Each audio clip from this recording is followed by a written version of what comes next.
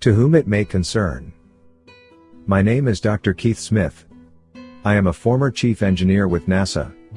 I write this message to you at great risk to my personal safety as well as that of my family. However, after viewing your channel and videos, I believe that you may be able to help me. I am trying to get my story out to as many truth seekers like yourself as possible. There are terrible things going on right now that the people need to know about. You are a brave person for being willing to speak out against the evil powers that be. Below is the story of how I became a part of the conspiracy to blind the masses to the true nature of reality. I joined NASA in 1996 after earning my doctorate's degree from the University of. I genuinely believed that the work that I was doing on the shuttle program was putting men in space. As a low-level engineer, I was still indoctrinated with the lie of the Earth's shape. In 2012, I was promoted to chief engineer. In this position, I was tasked with overseeing the engineers and designers of various projects and future missions in the space program. At least, this is what I thought I would be doing.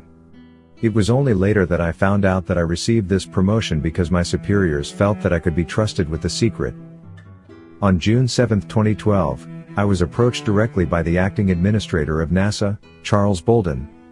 When he offered me the promotion, I readily accepted. It was at this point that I had to be let in on the secret. On June 10th, I went to Washington, D.C. to meet with Administrator Bolden. The pretense of the meeting was as a way of meeting the other heads of NASA and as an introduction to my new position. When I went into the meeting room at NASA headquarters in Washington, D.C., they sat me down and went through introductions.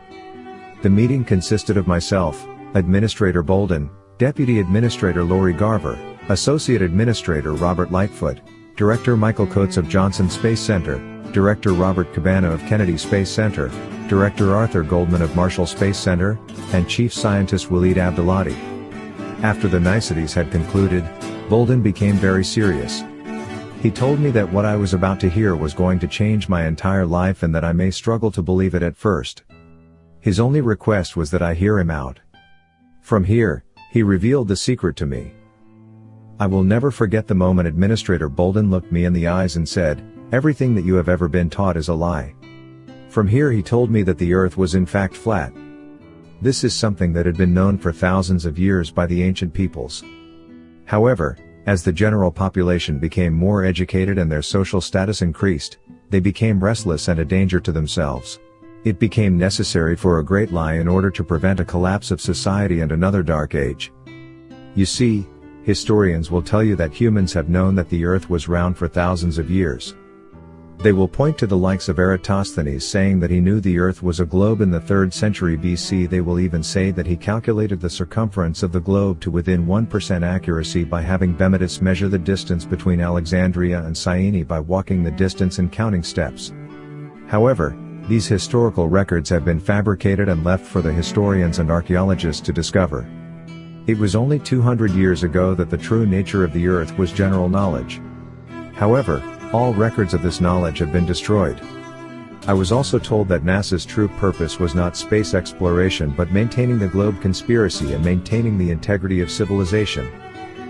When Administrator Bolden had finished, I was left in utter shock at what I had heard.